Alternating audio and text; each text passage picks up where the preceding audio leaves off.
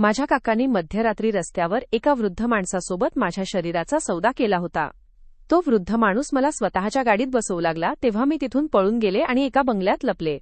तिथल्या मालकिणीने माझ्यावर दया करून मला कामाला ठेवले. मालकीण अत्यंत धार्मिक स्त्री होती. एके रात्री माझे डोळे उघडले तर ती मालकीण रडत रडत माझे पाय धरून माफी मागत होती. हे पाहून माझे हृदय फाटले, कारण मी एक अनाथ मुलगी होते. लहानपणीच माझ्या डोक्यावरून आईवडिलांचे छत्र हरवले होते. जेव्हा आईवडिलांचे छत्र हरवते तेव्हा सर्वात आधी स्वतःचे रक्ताचे नातेवाईकच ओरबाडतात. ते स्वतःच्या फायद्यासाठी वापर करतात. माझ्यासोबतही असंच काहीसं झालं होतं. मी हतबल आणि निराधारी होते, म्हणून माझ्या स्वतःच्या नातेवाईकांनीच मला उद्ध्वस्त करण्याचे ठरवले होते.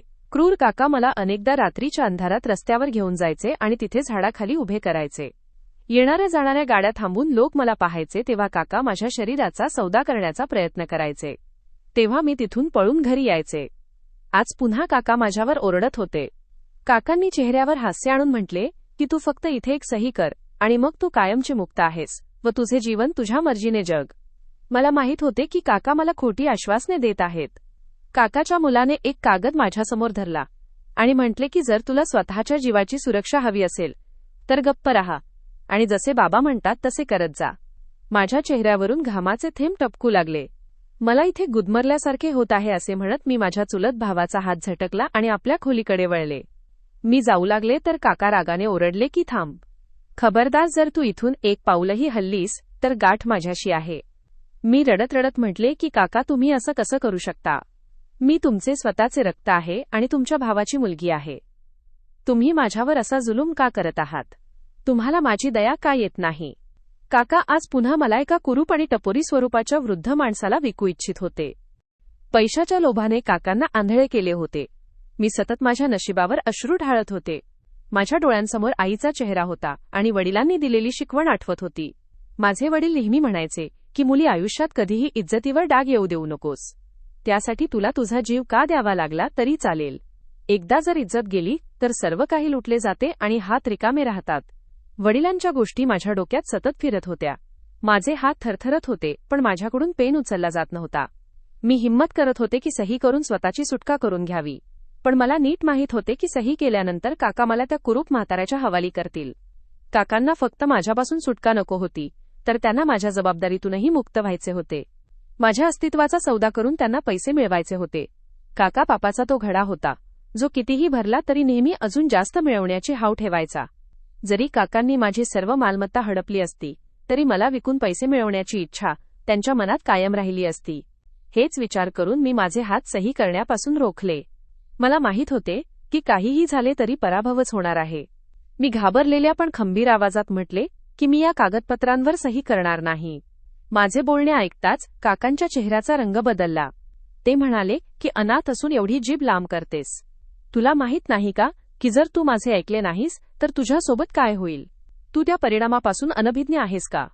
हे म्हणताना काकांनी माझ्या गालावर जोरात थापड मारली. माझे डोके दरवाजाला जाऊन धडकले. मला खूप वेदना झाल्या. मी स्वतःला सावरत पुन्हा माझे शब्द उच्चारले की तुम्ही काहीही करा किंवा माझा जीव घ्या, पण मी सही करणार नाही. मी कागदपत्रांवर सही अजिबात करणार नाही. माझ्या या नकाराची भेट माझ्या काकांनी आणि त्यांच्या मुलाने मिळून मला चांगलीच दिली. मला खूप मारहाण करण्यात आली. माझा मानसिक छळ केला गेला आणि मला एका खोलीत बंद केले गेले. तीच खोली जी कधी काळी माझी आराम करण्याची जागा असायची, ती आज माझ्यासाठी तुरुंगापेक्षा कमी नव्हती. चहूकडे अंधार होता आणि भुकेली तहानलेली मी कोणाच्या तरी मदतीची वाट पाहत होते. पण देवाशिवाय माझी मदत करायला कोण येणार होते? मी शांत बसून विचार करत होते की आता हे लोक माझ्यासोबत काय करतील. फक्त सकाळ होण्याची उशीर आहे आणि काका व त्यांचा मुलगा माझी विल्हेवाट लावतील. मी काळजीत अशाच विचारांमध्ये हरवले होते तेव्हाच माझ्या खोलीचा दरवाजा उघडला. नीट पाहिले तर माझी सर्वात खास नोकरानी दरवाजावर उभी होती. डोळ्यांत अश्रू घेऊन आणि हातात जेवणाचे ताट घेऊन ती माझ्याकडे येऊ लागली. पारुदेवासाठी मला इथून बाहेर काढ. हे लोक खूप क्रूर आहेत. माझे हे रक्ताचे नातेवाईकच माझे शत्रू बनून बसले आहेत. मी रडत रडत पारूचा हात धरला. मी पूर्णपणे थरथरत होते. पारूने जेवणाचे ताट एका बाजूला ठेवले आणि म्हणाली की बघ, मला सर्व माहीत आहे. मला खूप चांगल्या प्रकारे समजले आहे की तुझ्या काकांचे आणि त्यांच्या मुलाचे इरादे काय आहेत. हे खूप वाईट लोक आहेत. माझे ऐकशील तर या हवेलीतून पळून जा. मी म्हटले की तू हे काय सांगत आहेस? माझ्या वडिलांची इज्जत आहे. जर मी घरातून पळून गेले तर लोक वाटाघाटी करतील. सर्व लोक म्हणतील की मी चारित्र्यहीन होते म्हणून पळून गेले. पारू म्हणाली की कोणाकडेही विचार करायला इतका वेळ नसतो. जर तू इथून पळून गेली नाहीस तर उद्या तुझा जाहीर लिलाव केला जाईल. त्या बदनामीपेक्षा हे चांगले आहे की तू स्वतः घरातून पळून जा आणि एखाद्या सुरक्षित ठिकाणी पोहोचून स्वतःबद्दल विचार कर. जोपर्यंत तू या तुरुंगात राहशील तोपर्यंत तुझे विचारही बंद राहतील.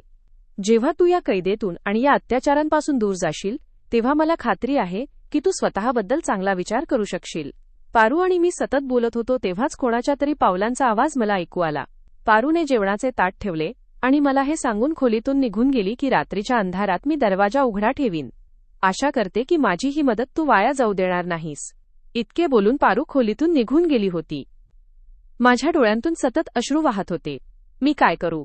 असे काय करू की माझी इज्जतही वाचेल आणि मी या क्रूर लोकांच्या हातीही लागणार नाही. सतत विचारांमध्ये बुडून मी ढसाढसा रडत होते. मी त्यावेळेचा पश्चात्ताप करत होते जेव्हा माझ्या वडिलांनी माझी जबाबदारी माझ्या काकांकडे सोपवली होती. काश वडिलांनी माझी जबाबदारी माझ्याकडे सोपवली असती आणि काकांना दिली नसती तर कदाचित आज माझ्यासोबत हे सर्व झाले नसते. रात्र गडद झाली होती तेव्हा अचानक खोलीचा दरवाजा उघडला आणि मला हवेलीतून पळण्याची संधी मिळाली. मी हवेलीतून पळून तर गेले होते पण कुठे जाणार हे काहीच समजत नव्हते. शहर खूप मोठे होते. मी स्वतःला एका छोट्या वस्तीत लपवून घेतले जिथे मी मेहनत मजुरी केली आणि स्वतःला माझ्या भूतकाळापासून दूर केले. माझ्यासोबत काय काय झाले होते हे मी विसरून गेले होते. मी रात्रंदिवस मेहनत करून माझ्या कष्टाच्या कमाईतून एक छोटेसे घरही बांधले होते आणि त्या घरात राहू लागले. असे वाटत होते जणू मी भूतकाळातील कडवटपणा विसरून जीवनाच्या नवीन शिखरांकडे वाटचाल करू लागले आहे. असे वाटत होते की जणू माझ्या नशिबाला माझी दया आली असावी. सर्व दुःख विसरून मी नवीन आयुष्याची सुरुवात केली होती. पण मला माहीत नव्हते की माझा भूतकाळ माझा पिच्छा कधीच सोडणार नाही. अचानक दरवाजावर थाप पडली. जसा दरवाजा उघडला तर समोर स्वतःचे काका आणि त्यांच्या मुलाला भिकाऱ्याच्या अवस्थेत पाहिले जे मला सतत केविलवाण्या नजरेने पाहत होते. मला पाहताच ते लगेच माझ्या पाया पडले आणि माफी मागू लागले. देवासाठी मुली आम्हाला माफ कर. आम्ही तुझ्यावर खूप अन्याय केले. आमची अवस्था कशी झाली आहे ते बघ. देवासाठी आम्हाला माफ कर. रक्ताचे नाते समजून मी पुन्हा एकदा त्यांच्यावर विश्वास ठेवला आणि त्यांना माफ करून घराच्या आत येण्याची परवानगी दिली. पण मला माहीत नव्हते की हे लोक फक्त दिखाव्याची माफी मागत आहेत. त्यांचा खरा उद्देश तर अजूनही बाकी होता. घराच्या आत शिरताच काकांनी घराचा दरवाजा बंद केला. काकांचा बदललेला अवतार पाहून माझे हृदय धडधडू लागले. हे दृश्य पाहून माझ्या पायाखालची जमीनच सरकली. माझे नाव कविता आहे. मी एका श्रीमंत कुटुंबातील आहे. माझे वडील एक खूप मोठे बिझनेसमन होते आणि आई गृहिणी होती. मी माझ्या आई-वडिलांची एकुलती एक मुलगी होती म्हणून त्यांची खूप लाडकी सुद्धा होती. आई आणि बाबा माझ्यावर जीव ओवाळून टाकायचे. मला लहानपणापासूनच शिकण्याची खूप आवड होती. अभ्यासात मी नेहमी पहिली यायची. नेहमी माझ्या वर्गात प्रथम क्रमांक मिळवायची. मला विविध प्रकारच्या बक्षिसांनी गौरवले जायचे. माझ्या घराप्रमाणेच मी माझ्या शाळेची सुद्धा रौनक होते. मी माझ्या शिक्षकांची सर्वात लाडकी विद्यार्थिनी होते. आई-वडिलांच्या लाडामुळे माझ्यामधला बालिशपणा कधी संपलाच नव्हता. मी 7 वर्षांची होते तेव्हाही मी माझ्या आई-बाबांसोबतच झोपत असे. आई अनेकदा मला समजवायची की आता तू मोठी होत आहेस त्यामुळे वेगळ्या खोलीत झोपत जा. पण मला माझ्या बाबांशिवाय झोपच येत नव्हती. मी माझ्या बाबांवर खूप प्रेम करायचे आणि बाबा सुद्धा माझ्यावर जीव ओवाळून टाकायचे. मी माझ्या वडिलांच्या मालमत्तेची एकुलती एक वारस होती म्हणून खानदानासाठी सुद्धा खूप महत्त्वाची होती. प्रत्येकजण माझ्याशी प्रेमाने वागायचा. माझ्या कुटुंबात आई आणि बाबांशिवाय इतक्या मोठ्या हवेलीत फक्त मीच राहायचे. आमची हवेली गावातील सर्वात सुंदर आणि मोठी हवेली मानली जायची जिथे फक्त प्रेमच वाटले जायचे. आमचे घर प्रेमाचे माहेरघर होते. नोकर चाकर सर्वांशी खूप चांगली वागणूक दिली जायची. मी लहानपणापासूनच प्रेम वाटायला शिकले होते. माझे आईवडील आपल्या नोकरांशी इतक्या मायेने वागायचे की पाहणारा थक्क व्हायचा. माझे काका जेव्हा कधी भेटायला घरी यायचे तेव्हा अनेकदा बाबांना म्हणायचे की भाऊ तुम्ही नोकरांना खूप डोक्यावर चढवून ठेवले आहे. त्यांना त्यांच्या लायकीतच ठेवले पाहिजे. तुम्ही खूप सवलत दिली आहे. जेव्हा कधी काका अशी कडवट गोष्ट बोलायचे तेव्हा बाबा आणि आई हसायचे आणि समजवायचे की नाही, हे लोक आपली सेवा करण्यासाठी आपले घरदार सोडून येतात. मग जर हे आपली सेवा मनापासून करतात तर त्यांना हा हक्क आहे की आपण त्यांच्यावर प्रेम आणि माया करावी. काका आई आणि बाबांचे बोलणे ऐकायचे तेव्हा डोके धरायचे आणि म्हणायचे की माहीत नाही तुम्ही लोकांनी हवेलीत या लोकांना इतकी सवलत का दिली आहे. जिथे पाहावे तिथे हे फिरत असतात आणि घराच्या कामात ढवळाढवळ करतात. या नोकरांना इतके डोक्यावर चढवू नये. त्यांना त्यांच्या लायकीतच ठेवले पाहिजे. मी जेव्हा कधी काकांचे बोलणे ऐकायचे तेव्हा मला खूप विचित्र वाटायचे. माझ्यावर प्रेमही करायचे. मी त्यांना काही बोलू शकत नव्हते, पण तरीही कधी कधी मी काकांचे बोलणे तोडत बोलून टाकायचे. तुम्ही स्वतःपेक्षा खालच्या दर्जाच्या लोकांशी इतका द्वेष का करता? खरं तर आपण त्यांच्याशी प्रेम आणि मायेने वागायला हवे. माझे बोलणे ऐकून काका कधी कधी हसायचे, तर कधी कधी त्यांना राग यायचा आणि ते म्हणायचे की तू सुद्धा खूप जास्त जीभ चालवतेस. जेव्हा काका माझ्याशी इतक्या द्वेषाने वागायचे तेव्हा आईला ही गोष्ट अजिबात आवडत नसे. आई अनेकदा बाबांना सांगायची की मला तुमच्या भावाच्या काही गोष्टी बिलकुल आवडत नाहीत. तुम्ही कधी पाहिले आहे का किंवा कधी नीट लक्ष दिले आहे का की तुमचा भाऊ कविताशी कसा वागतो? आई नेहमी फक्त एवढेच म्हणायची की तुम्ही सुभाषचे घरी येणे कमी करा. तो रोज तोंड उचलून घरी येतो आणि कधी नोकरांशी तर कधी कविताशी वाद घालतो. देव जाणे तुमचा भाऊ इतका खडूस का झाला आहे. आईच्या बोलण्यावर विचार करून एके दिवशी बाबांनी काकांना सांगितले की बघ, सुभाष हे माझे घर आहे आणि या घरात माझ्या मर्जीनुसारच सर्व काही चालते. मी असे म्हणत नाही की तू इथे येणे सोडून दे, पण देवासाठी तुझ्या जिभेवर थोडा गोडवा आण. तुझ्या वहिनीची तुझ्याबद्दल नेहमीच तक्रार असते. नोकरांची गैरवर्तणुकीने वागणे ही कुठली शहाणपण आहे. आणि पुन्हा बघ, तुला एकच पुतणी आहे जिला मी माझ्या तळहाताच्या फोडाप्रमाणे जपले आहे. तू कधी कधी तिच्याशी सुद्धा खूप कठोरपणे वागतोस आणि ही गोष्ट तुझ्या वहिनीच्या सहनशक्तीच्या पलीकडे आहे. तिने अनेकदा तुझ्याबद्दल माझ्याकडे तक्रार केली आहे. चांगले हेच होईल की तू तुझ्या बोलण्यात थोडा गोडवा आण. तू काका आहेस कविताचा, तिच्याशी मायेने वागत जा. बाबांचे बोलणे ऐकून काका शांत व्हायचे आणि लगेच म्हणायचे की भाऊसाहेब, तुम्ही काळजी करू नका. मी फक्त माझ्या परिस्थितीमुळे खूप त्रस्त असतो म्हणून माझी जीभ सुद्धा कडू होत चालली आहे. तुम्हाला तर तुमच्या वहिनीच्या सवयी माहीतच आहेत. 2 दिवस हातात कमी पैसे दिले तर ती जीवावर येते. मी तर म्हणतो की तुम्ही माझे लग्न लावून देऊन चांगले केले नाही. अशा पत्नीपेक्षा तर मी अविवाहितच राहिलेला बरा होतो. आईने काकांचे बोलणे ऐकले तर त्या म्हणू लागल्या की सुभाष भाऊ, हे काय बोलताय तुम्ही? देवाने तुम्हाला चंद्रासारखा मुलगा दिला आहे. आता तरी घरातील भांडण तंटे संपवा आणि शांततेत जीवन जगा. तुमच्या बायकोला सुद्धा पाहिजे की तिने स्वतःचे घर आणि मुलाकडे लक्ष द्यावे. हे रोजचे भांडण काही चांगली गोष्ट नाही. अशा प्रकारच्या गोष्टी तर हवेलीत चालतच असायच्या. दररोज काका आणि काकूंचे भांडण व्हायचे आणि आईबाबा त्यांची समजूत घालण्यात मग्न असायचे. काकांना एकच मुलगा होता जो मला अजिबात आवडत नव्हता. तो माझ्यापेक्षा लहान होता, पण त्याची नजर विचित्र होती. मला अंकुश कधीच आवडला नव्हता. काका समोरून तर अगदी शांत दिसत होते, पण मनातल्या मनात त्यांनी माझ्या आईवडिलांबद्दल आणि माझ्याबद्दल कधी द्वेष निर्माण केला हे कोणालाच कळाले नाही. मी गाढ झोपेत होते जेव्हा माझ्या आईने मला प्रेमाने जागे केले. उठ कविता, लवकर उठ, मला तुझ्याशी खूप महत्त्वाचे बोलायचे आहे. मी आईचे बोलणे ऐकून आळस देत उठून बसले. आई, सकाळी सकाळीच का उठवले असे म्हणत मी रागाने आईच्या गळ्याला पडले होते. आई म्हणाली की बघ, तू आता मोठी झाली आहेस. तुझे वय 10 वर्षे झाले आहे. स्वतःला सावर आणि तुझ्यामधला बालिशपणा संपव. आज आम्ही तुझ्यासोबत आहोत तर तुझे रक्षण करतोय, पण उद्या जर देवाज्ञा झाली आणि आम्ही राहिलो नाही तर तू या जगाचा सामना कसा करशील? मी रागाने म्हटले की आई, तू सकाळी सकाळी काय फालतू बोलून माझा मूड खराब केला आहेस. असे म्हणत मी अंथरूण सोडले. आई म्हणाली की बाळा, हे वास्तव आहे. आई वडील कायमसोबत राहत नाहीत, म्हणून मी तुला नेहमी समजवते की आता तू मोठी होत आहेस. गोष्टी समजून घे आणि स्वतःला सांभाळायला शिक. सर्व कामे नोकरांवर सोडू नकोस. आई मला समजावत होती तेव्हाच पारूने दरवाजा ठोठावला. मी तिला आत येण्यास सांगितले आणि स्वतः बाथरूममध्ये गेले. पारूने निरोप दिला की साहेब, तुम्हाला खाली नाश्त्याच्या टेबलावर बोलावत आहेत. निरोप देऊन पारू निघून गेली. मी बाथरूममधून बाहेर आले तेव्हा आईने सांगितले की तुझे बाबा खाली वाट पाहत आहेत. लवकर आवरून खाली ये, आम्हाला तुझ्याशी महत्त्वाचे बोलायचे आहे. मी आईला वारंवार विचारले पण आई काहीही न सांगता निघून गेली. मी लवकर तयार झाले आणि बाबांचे बोलणे ऐकण्यासाठी डायनिंग टेबलाकडे गेले. मी बाबांना नमस्कार केला आणि त्यांच्या गालावर मुका घेतला व शेजारच्या खुर्चीवर बसले. बाबांनी माझ्या डोक्यावरून हात फिरवत म्हटले की बघ कविता, मला तुझ्याशी खूप महत्त्वाचे बोलायचे आहे आणि माझे बोलणे तू लक्ष देऊन ऐक. मी पूर्ण लक्ष देऊन बाबांकडे पाहिले आणि विचारले की काय झाले, सर्व ठीक आहे ना? तेव्हा बाबांनी मला सांगितले की मला एका महत्त्वाच्या कामासाठी व्यवसायानिमित्त देशाबाहेर जायचे आहे आणि आजकाल माझी प्रकृतीही ठीक राहत नाही. मी होकारार्थी मान हलवली. बाबांनी मला प्रेमाने कुरवाळले आणि म्हणाले की माझ्यासोबत तुझी आई सुद्धा येणार आहे. मी लगेच आईकडे पाहिले. मी काही विचारण्यापूर्वीच आईने मला सांगितले की रात्री तुझ्या बाबांची प्रकृती खूप बिघडली होती. त्यांना छोटासा अटॅक आला होता. त्यामुळे मी त्यांना व्यवसायाच्या कामासाठी एकटे कधीही पाठवणार नाही. मी त्यांच्यासोबत सावलीसारखी राहू इच्छिते. मी दोघांचे बोलणे ऐकत होते तेव्हा अचानक माझ्या मनात विचार आला की हे दोघेही गेले तर माझे काय होईल. मी आईला विचारले की तुम्हीही बाबांसोबत गेलात तर मी एकटी काय करणार. जवळच उभी असलेली पारू हसून म्हणाली की छोटी बेबी, तुम्ही काळजी करू नका. मालकिणीने माझी जबाबदारी लावली आहे. मी दिवसरात्र तुमच्यासोबत या हवेलीतच राहीन. माझी पारूसोबत खूप चांगली जवळीक होती. ती माझ्यावर खूप प्रेम करायची.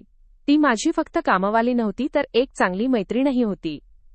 आईच्या अनुपस्थितीत तिने नेहमी मोठ्या बहिणीसारखे मला सांभाळले होते. माझ्या डोळ्यात पाणी आले.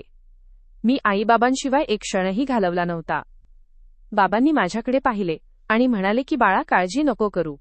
फक्त एका आठवड्याची गोष्ट आहे. एका आठवड्यात मी काम संपवून परत येईन. मी तुझ्या आईला समजावत आहे की तुला सोबत घेऊन चालूया किंवा तिने माझ्यासोबत येऊ नये. पण मी म्हटले की बाबा, मी तुमच्यासोबत येऊ शकत नाही. तुम्हाला माहीत आहे की माझ्या परीक्षा जवळ आल्या आहेत आणि मी अभ्यासाबाबत किती गंभीर आहे. मी माझे पेपर्स सोडू शकत नाही. माझे बोलणे पूर्ण व्हायच्या आतच आई म्हणाली की तेच तर मी म्हणत आहे की तू तुझ्या अभ्यासाशी तडजोड करू नकोस. तू तुझ्या अभ्यासाकडे लक्ष दे. आम्ही एका आठवड्यात परत येऊ. तोपर्यंत पारू तुझी काळजी घेईल आणि बाकी नोकर सुद्धा इथेच असतील. पण जर मी गेले नाही तर तुझ्या बाबांची काळजी घेणारे कोणी नसेल. बाबांच्या आरोग्यापुढे मला काहीच दिसत नव्हते. रात्री त्यांची प्रकृती इतकी बिघडली होती हे ऐकून मला धक्काच बसला होता. मी बाबांशिवाय राहण्याचा विचारही केला नव्हता. शेवटी मी आईबाबांना जाण्याची परवानगी दिली. बाबांनी जाताना काकांवर घराची जबाबदारी सोपवली की त्यांनी हवेलीत चकरा मारत राहावे. काका वरवर माझ्यावर खूप प्रेम करायचे, पण त्यांच्या मनात काय होते हे फक्त देवालाच माहीत होते. बाबा गेल्यानंतर 1-2 दिवस काका सतत येत होते आणि माझ्याशी खूप चांगले वागत होते. एके दिवशी काका, काकू आणि अंकुश तिघेही घरी आले. मी गाढ झोपेत होते जेव्हा पारूने मला जागे केले आणि सांगितले की तुझे काका काकू तुला भेटायला आले आहेत. मला अंकुश अजिबात आवडत नव्हता, कारण त्याच्या नजरेत मला नेहमी काहीतरी विचित्र जाणवायचे. पण बाबांच्या सांगण्यावरून मी त्याला सहन करायचे. मी फ्रेश झाले आणि पारूला नाश्ता बनवण्यास सांगितले. आम्ही सर्वांनी मिळून नाश्ता केला. नाश्ता करत असताना काकांच्या फोनची रिंग वाजली. फोन बाबांचा होता. बाबांनी सांगितले की ते आज संध्याकाळच्या विमानाने घरी परत येत आहेत. ही बातमी ऐकून माझ्या आनंदाला पारावार उरला नाही. आई बाबांना भेटण्याच्या ओढीने मी बेचैन झाले होते. मी घड्याळाकडे पाहू लागले तेव्हा काकू हसून म्हणाल्या की आतापासूनच घड्याळ पाहू लागलीस, अजून खूप वेळ आहे. तुझे आई बाबा पहाटेच्या वेळी हवेलीत पोहोचतील. असे म्हणत काकूंनी काकांकडे पाहिले आणि म्हणाल्या की मला वाटते आपण आजची रात्र इथेच थांबायला हवे. मी भाऊ आणि वहिनीला भेटूनच जाईन.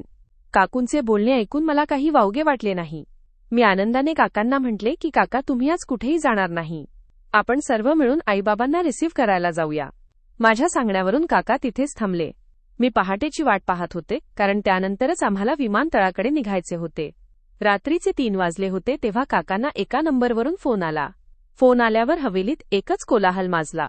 गोंधळ ऐकून मी माझ्या खोलीबाहेर आले तर पाहिले की प्रत्येकाच्या डोळ्यात अश्रू होते. मला काहीच समजत नव्हते की मध्यरात्री हवेलीत असे काय झाले आहे. सर्व लोक ओरडून रडत होते.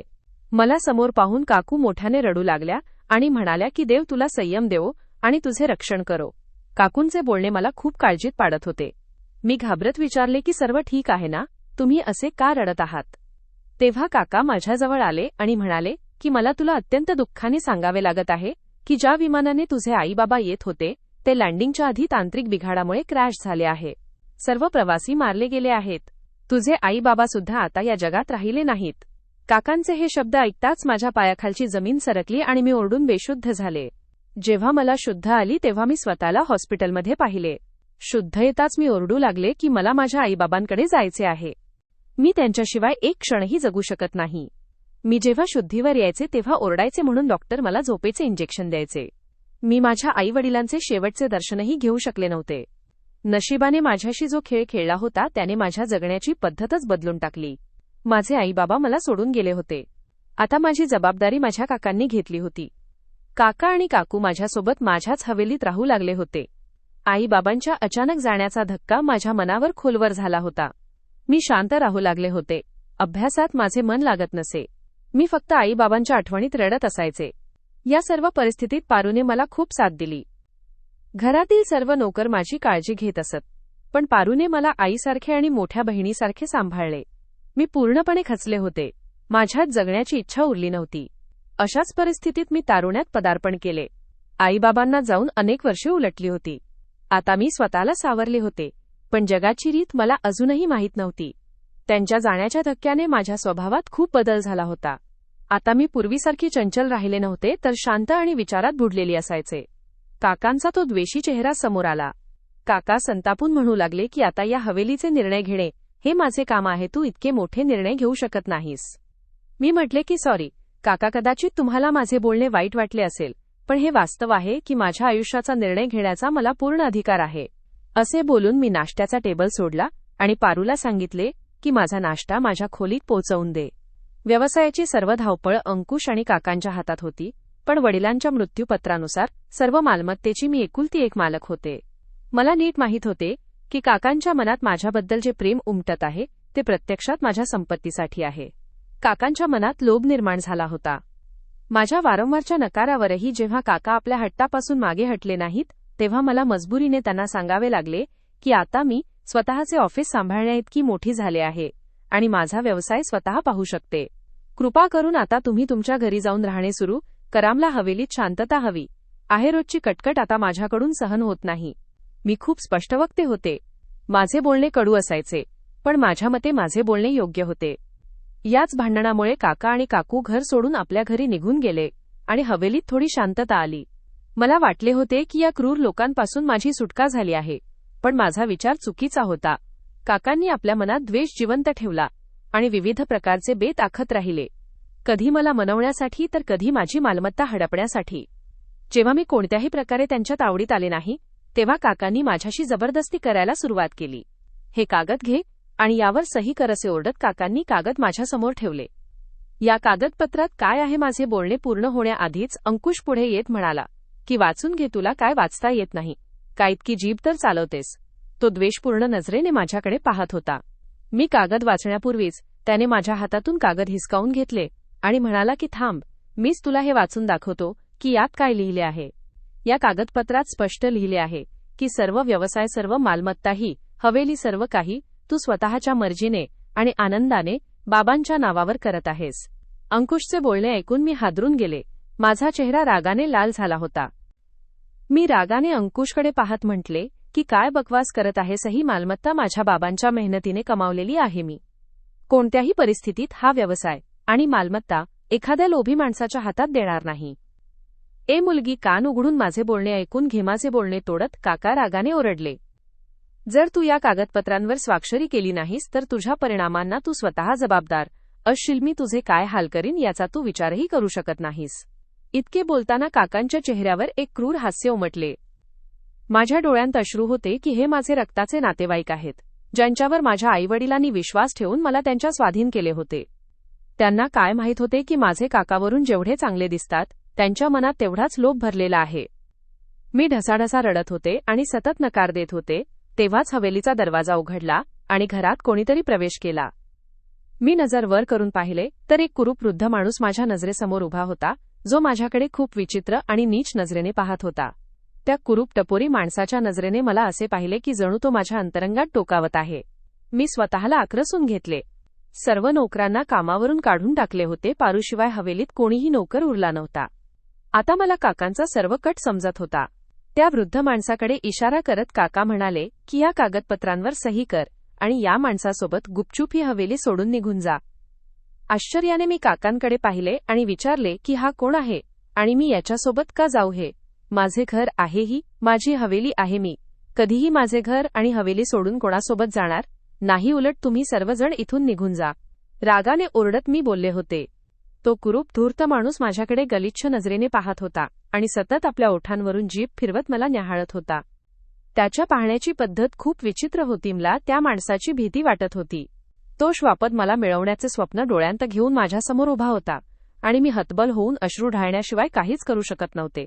तेव्हाच अंकुशने अट्टाहास करत म्हटले की काळजी नको करू बाबा, तुला याच्या हातात फुकट देत नाहीत, तर तुझ्या अस्तित्वाची किंमत इथूनही वसूल करतील.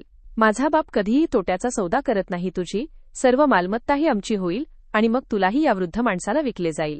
हा चांगली किंमत देत आहे तुझ्या देवाचे आभार मान की तू सुंदर आहेस. जर कुठेतरी कुरूप असतीस तर तुझे 2-4 पैसेही मिळाले नसते. माझ्या देवा तू मला कोणत्या परीक्षेत टाकले आहेस. सर्वांचे खरे चेहरे माझ्यासमोर आले होते. त्यांचे बोलणे ऐकून मी माझे डोके धरले आणि मनातल्या मनात माझ्या ईश्वराचा धावा करू लागले. माझ्या ईश्वरा माझी मदत कर. मी कोणत्या क्रूर लोकांच्या हाती लागले आहे. हे माझे रक्ताचे नातेवाईकच माझे शत्रू बनले आहेत. मालमत्तेसाठी काका इतक्या थराला जातील असा मी कधी विचारही केला नव्हता. आज मला जाणीव झाली की माझी आई बाबांना नेहमी का सांगायची की सुभाषचे येणे जाणे बंद करा. तिला माहीत होते की काकांच्या डोळ्यांत नात्यांना काही महत्त्व नाही म्हणून ती नेहमी मलाही काकांपासून दूर राहण्यास सांगायची. माझ्या मनात अनेक शंका होत्या. काका आणि अंकुश सतत माझ्याशी जबरदस्ती करण्यावर ठाम होते. पारूने कसेबसे त्यांच्याकडून थोडा वेळ मागून घेतला की ती मला समजवेल आणि मी तिचे बोलणे नक्कीच समजून घेईन. मी पारूकडे पाहिले आणि विचारले की काय, तूही त्यांना जाऊन मिळाली आहे. समला तुमच्यापैकी कोणाचीही गरज नाही. जा इथून निघून जा. माझी वागणूक पाहून काका आणि अंकुशने मला खूप मारले. आयुष्यात मला कधीही कोणी मारले नव्हते, पण माझ्या काकांनी आज मला मारहाण करण्याची कोणतीही सीमा सोडली नव्हती. मला एका खोलीत बंद करण्यात आले. तीच खोली जी माझ्यासाठी विश्रांतीची जागा होती ती आज माझ्यासाठी तुरुंग बनली होती. रात्रीची वेळ होती जेव्हा माझ्या खोलीचा दरवाजा उघडला. मी पारूला माझ्याकडे येताना पाहिले तर ती ढसाढसा रडू लागली. पारू देवासाठी मला या क्रूर लोकांपासून वाचव. हे लोक मला त्या कुरूप वृद्ध माणसाला विकून टाकतील. माझी मालमत्ता हडपतील. देवासाठी तू त्यांना साथ देऊ नकोस. माझी आई तुझ्यावर विश्वास ठेवत असे. ती मला तुझ्या हवाली करून गेली होती. माझी मदत कर आणि मला इथून बाहेर काढ. पारूने मला प्रेमाने कुरवाळत म्हटले की तू काळजी करू नकोस. त्यांच्या बाजूने राहणे माझी मजबुरी होती. जर मी त्यांच्यासमोर तुझी बाजू घेतली असती तर इतर नोकरांप्रमाणे त्यांनी मलाही घराबाहेर फेकून दिले असते आणि मग मी तुला अजिबात मदत करू शकले नसते. माझे ऐकशील तर तू हवेली सोडून पळून जा. पारूचे बोलणे ऐकून मी हैराण होऊन तिचा चेहरा पाहू लागले. हे तू काय सांगत आहेस. मी माझे घर सोडून कुठे जाणार. या एवढ्या मोठ्या जगात तुझ्याशिवाय माझे कोण आहे. मी तुला आणि या घराला सोडून कुठेही जाऊ शकत नाही. पारू म्हणाली की वेडी होऊ नकोस. तुझ्या काकांनी तुला त्या माणसाला विकले आहे. उद्या सकाळ होताच तुझा लिलाव केला जाईल. तुझी बोली लावली जाईल. तुझ्या इज्जतीचे धिंडवडे काढले जातील. मग तू काय करशील. तू कुठेही तोंड दाखवण्यालायक राहणार नाहीस. पारूने माझ्यासमोर त्या सत्याचा पडदा उघडला होता ज्यापासून मी अजूनही अनभिज्ञ होते, किंवा असे म्हणा की मला त्या सत्याचा सामनाच करायचा नव्हता. रात्र गडद झाल्यावर पारूच्या मदतीने मी हवेलीतून पळून जाण्यात यशस्वी झाले. हवेलीतून पळून मी एका वस्तीत पोहोचले जिथे मी एका घरात आश्रय घेतला. एक वृद्ध महिला जी खूप चांगली होती तिने माझी अवस्था पाहून मला विचारले की काय झाले बाळा, तू खूप काळजीत दिसत आहेस. मी भुकेने थरथरत होते. अनेक दिवस झाले होते मी भटकत होते. मी त्या महिलेला म्हटले की देवासाठी मला खायला काहीतरी द्या. इतके बोलून मला चक्कर आली आणि मी जमिनीवर कोसळले. जेव्हा मला शुद्ध आली तेव्हा मी स्वतःला त्या महिलेच्या कुशीत पाहिले. ती माझे डोके आपल्या मांडीवर घेऊन माझे केस कुरवाळत होती. तिने मला शुद्धीवर येताना पाहून माझे कपाळ चुंबले आणि म्हणाली की काळजी करू नकोस, घाबरू नकोस, तू माझ्याकडे सुरक्षित आहेस. उठ, आधी काहीतरी खाऊन घे. डॉक्टरांचे म्हणणे आहे की तुला खूप अशक्तपणा आल्यामुळे चक्कर आली होती. अनेक दिवसांपासून तू काहीही खाल्ले नाहीस. माझ्या डोळ्यांत अश्रू होते आणि स्वतःच्या हतबलतेवर अश्रू ढाळण्याशिवाय मी दुसरे काहीच करू शकत नव्हते. मी त्या महिलेला विचारले की माझ्या घरात किती अन्न आहे, पण माझे नशीब बघा की 2 वेळची भाकरी तर सोडाच, पण मला 1 वेळची भाकरीही मिळत नाही. त्या नेक दिल महिलेने माझ्या डोक्यावरून प्रेमाने हात फिरवला आणि माझ्यासमोर तऱ्हातऱ्हाचे पदार्थ ठेवले. मी पोटभर जेवण केले आणि मग माझी पूर्ण कहाणी त्या महिलेला सांगितली. तिने मला सांगितले की तिला एकच मुलगी होती जी कार अपघातात मरण पावली. त्या घरात त्या महिलेशिवाय दुसरे कोणीही राहत नव्हते. त्या महिलेने मला आपल्या मुलीचा दर्जा देऊन स्वतःसोबत ठेवण्याचा निर्णय घेतला. मी त्या नेक महिलेसोबत राहू लागले आणि मेहनत मजुरी करू लागले. त्या नेक दिल महिलेने मला शिवणकाम शिकवले. मी रात्रंदिवस त्या महिलेसोबत शिवणकाम करायचे आणि ती मला माझ्या मेहनतीचा मोबदला द्यायची. मी माझ्या भूतकाळाला विसरले होते. मी कोणत्या खानदानातील आहे हे सुद्धा मी विसरले होते. मेहनत मजुरी करणे हेच मी माझे उद्दिष्ट बनवले होते. मला माझा भूतकाळ आठवून स्वतःला त्रास करून घ्यायचा नव्हता. हेच विचार करून मी सर्व काही विसरले होते आणि रात्रंदिवस मेहनत करू लागले. देवाने माझी मदत केली आणि मी माझ्या कमाईतून एक छोटेसे घर विकत घेतले. त्या नेक महिलेचे माझ्यावर खूप उपकार होते आणि मला त्यांच्यावर ओझे बनून राहायचे नव्हते. कोणतेही नाते कायमसोबत राहत नाही. ती नेक दिल महिला सुद्धा एक दिवस आजारपणात मला सोडून देवाघरी गेली. मी पुन्हा अनाथ झाले होते. त्या महिलेचा हात माझ्या डोक्यावरून हरवला होता, पण तिने केलेली पुण्याई मला जगण्याचा आधार देऊन गेली होती. मी दिवसरात्र शिवणकाम करून माझ्या घराचा उदरनिर्वाह करू लागले. वस्तीतील सर्व लोक माझ्यावर खूप प्रेम करायचे आणि माझ्याशी खूप मायेने वागायचे. एके दिवशी मी अचानक घरातील कामात व्यस्त होऊन थकले असताना नुकतीच बसले होते की दरवाजावर जोरात थाप पडली आणि माझे हृदय धडधडू लागले. घाबरत मी जसा दरवाजा उघडला तशी माझ्या पायाखालची जमीनच सरकली. माझ्या डोळ्यांसमोर दुसरे कोणी नसून माझे काका आणि त्यांचा मुलगा उभे होते. त्यांची अवस्था एखाद्या भिकाऱ्यापेक्षा कमी नव्हती. मला पाहताच ते ढसाढसा रडू लागले आणि आपल्या कृत्याबद्दल माफी मागू लागले. माझे हृदय हेलावले. मी खूप जास्त घाबरले होते. माझा भूतकाळ मला घाबरवण्यासाठी माझ्या डोळ्यांसमोर उभा होता. मी हतबल होते आणि त्यांच्या अवस्थेवर मला दया येत होती. मला असे वाटले की जणू त्यांना त्यांच्या कृत्याचा पश्चाताप झाला असावा, म्हणूनच ते सतत माफी मागत आहेत. माझे मन मऊ पडले आणि मी त्यांना माफ करून घराच्या आत येण्यास सांगितले. जसे त्यांनी घरात पाऊल ठेवले तसे काकांनी मागून घराचा दरवाजा लॉक केला आणि माझ्याकडे पाहिले. काकांच्या चेहऱ्यावर धूर्तपणाचे हास्य होते.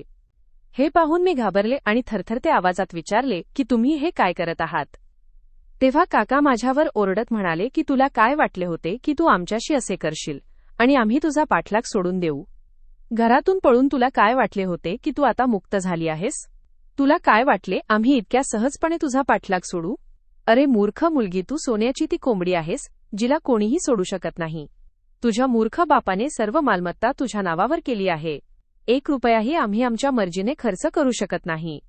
चांगल्या आयुष्याचा तू भिकारी बनवून त्याग केलास आणि स्वतः इथे आरामात जीवन जगत आहेस.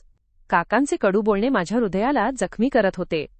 तेव्हाच काकांचा मुलगा पुढे येत म्हणाला की बघ कविता, जर तू बाबांचे ऐकले नाहीस तर तुझे काय हाल होतील याचा तू विचारही करू शकत नाहीस. हे कागद घे आणि यावर सही कर.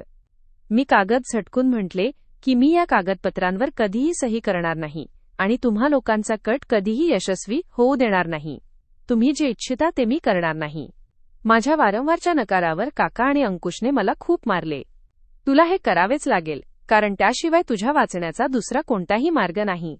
या कागदपत्रांवर सही कर आणि तू जे आयुष्य जगत आहेस तेच जगत राहा. हवेली आणि सर्व व्यवसाय आमच्या हवाली कर. आम्ही तुला वचन देतो की तुला सोडून देऊ आणि मग तू तुझ्या मर्जीने जगू शकतेस. मला माहीत होते असे काहीही होणार नाही, कारण हे दोघे आज सुद्धा एकटे आले नव्हते. थोड्या वेळाने काकांनी दरवाजा उघडला आणि कोणाला तरी आत बोलावले. माझ्या पायाखालची जमीनच सरकली. तो वृद्ध माणूस ज्याच्याकडून काकांनी पैसे घेतले होते तो माझ्या डोळ्यांसमोर उभा होता. आज मला त्या नेकदिल महिलेने दिलेला धीर आठवत होता. ती म्हणायची की तुझी स्वाभिमानी वृत्तीच एक दिवस तुझे नशीब बदलेल. हे ते शब्द होते जे मला या क्रूर जगाचा सामना करण्याची आणि स्वतःच्या हक्कासाठी लढण्याची हिंमत द्यायचे. मी आता घाबरणे सोडून दिले होते. परिणाम काहीही झाला असता तरी मी काकांना त्यांच्या चुकीच्या इराद्यात कधीही यशस्वी होऊ दिले नसते. चला आता हट्ट सोड आणि या कागदपत्रांवर सही कर, काकांनी पुन्हा एकदा मला हलवून सांगितले. यावेळी मी पूर्ण हिमतीने समोर आले. कधीच नाही, मी तुम्हा लोकांसमोर झुकणार नाही असे मी काकांना धक्का देत म्हटले. महाराणी, तू सही कशी करणार नाहीस, बघतोच असे म्हणत अंकुशने माझा हात मुरगळला. तो वृद्ध माणूसही हा तमाशा पाहत होता. अचानक त्याने आपली शांतता मोडली आणि म्हणाला, हँड्स अप, कोणीही आपल्या जागेवरून हलणार नाही. त्या वृद्ध माणसाच्या हातात बंदूक पाहून काका घाबरले. तेव्हा त्याने आपल्या चेहऱ्यावरून मुखवटा काढला. मी मुंबई पोलीस दलातील SHO गौरव ठाकूर आहे. हे सर्व कसे उलटले हे पाहून सर्वजण थक्क झाले. थोड्याच वेळात माझ्या घराचा दरवाजा उघडला आणि पोलिसांची मोठी तुकडी घरात आली. माझे नाव गौरव ठाकूर आहे आणि माझ्या तावडीतून आजपर्यंत कोणताही गुन्हेगार पळून जाऊ शकलेला नाही. घाबरू नकोस, तू आता सुरक्षित आहेस. मी सुन्न झाले होते. थोड्या वेळापूर्वी काका ज्या माणसाला मला विकू पाहत होते तो एक पोलीस अधिकारी होता. जेव्हा मला काका आणि अंकुशचे खरे रूप समजले तेव्हा माझे डोळे विस्फारलेलेच राहिले. मुलींना विकणे हा त्यांचा धंदा होता. न जाणे किती निष्पाप मुलींवर या लोकांनी अत्याचार केले होते. अधिकाऱ्याने मला सांगितले की या टोळीचा ते शोध घेत होते. आज तुझ्यामुळे मी या मोहिमेत यशस्वी झालो आहे. मी पुढे होऊन काकांच्या तोंडावर एक जोरदार थप्पड मारली आणि म्हटले की आता आयुष्यभर तुरुंगात सडा आणि विचार करा की तुम्हाला काय मिळाले. लोभी माणूस एक ना एक दिवस आपल्या अंताला नक्कीच पोहोचतो. काका आणि अंकुशला कडक शिक्षा सुनावण्यात आली. मी माझ्या ईश्वराचे आभार मानले आणि माझ्या हवेलीत परत गेले. तिथे पारूने मोठ्या बहिणीसारखे माझे नाते एका खूप चांगल्या माणसाशी लावून दिले. आज मी माझ्या घरात सन्मानाचे आयुष्य जगत आहे. मी माझा पती राहुल आणि मुलगा अंश यांच्यासोबत खूप आनंदी आहे. कधी कधी भूतकाळातील कटू आठवणी मला घेरतात, पण मी घाबरत नाही. मी माझ्या ईश्वराचे स्मरण करते आणि त्याचे खूप आभार मानते ज्याने मला क्रूर लोकांच्या तावडीतून वाचवले. मित्रांनो, मला आशा आहे की तुम्हाला आमची ही कथा आवडली असेल. कथा आवडली असेल तर व्हिडिओला लाईक करा. चॅनलवर नवीन असाल तर चॅनल सबस्क्राईब करा. नोटिफिकेशन बेल नक्की दाबा जेणेकरून पुढील अपडेट सर्वात आधी तुम्हाला मिळेल.